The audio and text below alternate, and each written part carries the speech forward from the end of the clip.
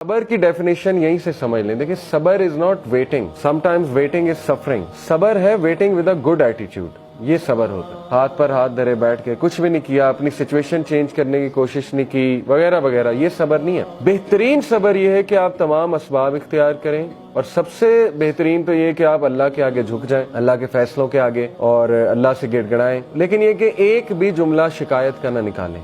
یہ اصل میں صبرن جمیلہ ہے, دا بیوٹیفل پیشنٹ. حضرت مریم کی سٹوری دیکھیں, ان کے منہ سے ایسے الفاظ نکل گئے, یعنی وہ اتنی زیادہ پین میں تھی. حضرت یعقوب, انہوں نے ایک بھی موقع نہیں ہے قرآن میں, ایک آپ کو ان کے ایک سینٹینس بھی نہیں ملے گا جہاں انہوں نے کوئی ایسا جملہ کہا ہو کہ انہیں اللہ سے شکایت. حضرت یعقوب کا ٹیسٹ جو تھا نا, وہ اولاد سے ریلیٹڈ تھا. اولاد کی آپس میں نہیں بنی, اولاد کی کا آپس میں حسد پیدا ہو گیا, تو ہر ٹائم وہ یہی مینیج کر رہے ہوں گے. How good a father he was, کہ انہوں نے اس کو مینیج کیا پراپر. لیکن یہ کہ بچوں نے ظلم کیا, ان کے بچوں نے, 11 جو بیٹے تھے. اسی طرح حضرت یوسف کا ٹیسٹ کیا تھا؟ حضرت یوسف کو ٹیسٹ کیا بھائیوں سے, ایک عورت سے. حضرت یوسف کو قید کا ٹیسٹ بھی تھا. تو حضرت یوسف کو بھی طرح طرح اللہ نے ٹیسٹ کیا. لیکن again at the end of the day آپ دیکھیں کہ آج ان کا ایک مقام ہے. حضرت نوح کا بیٹا ہدایت میں نہیں تھا, کافروں میں سے تھا, پیچھے رہ جانے والوں میں سے تھا, ڈوب گیا. اب حضرت نوح کو کتنی تکلیف ہوئی ہوگی, لیکن اللہ نے ان کا بھی ٹیسٹ کیا. حضرت لوط کو ٹیسٹ کیا بیوی سے. حضرت ایوب کی مثال ہے, بیماری سے آزمایا, اور وہ کوئی چھوٹی بیماری نہیں تھی, 15-20 سال کی بیماری تھی.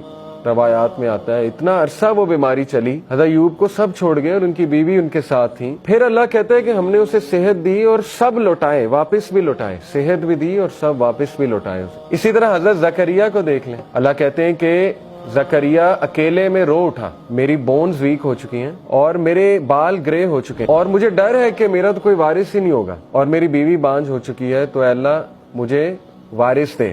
جب دعا قبول ہو گئی تو حیرانگی شو کی حضرت زکریا نے, مجھے کیسے اولاد ہو سکتی, میری تو بیوی بانجھ ہو چکی ہے اور میں تو بوڑھا ہو چکا ہوں.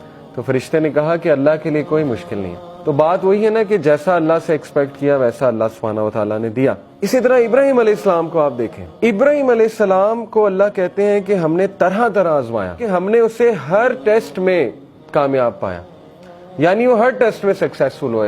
ابراہیم علیہ السلام کو اللہ نے اولاد میں ڈیلے سے آزمائش کی. 86 سال کی عمر میں جا کے انہیں یہ بشارت ملی کہ آپ کو اولاد ہوگی. بیٹا دے گے, پھر بیٹے سے بھی آزمایا. یعنی آپ دیکھیں اتنا لیٹ ایک تو بیٹا ہوا, اس کے بعد کہا کہ اس کو ذبح کر دو, یعنی اللہ کی راہ میں اس کو قربان کر دو. تو یہ چھوٹی مثال تو نہیں ہے, یہ تو ہم تو سوچ بھی نہیں سکتے اس طرح کے ٹیسٹ کے بارے میں کہ اولاد ہو اور اس کے بعد اسی اولاد کو جو ہے اللہ کی راہ میں قربان کرنے کی آزمائش لی جائے.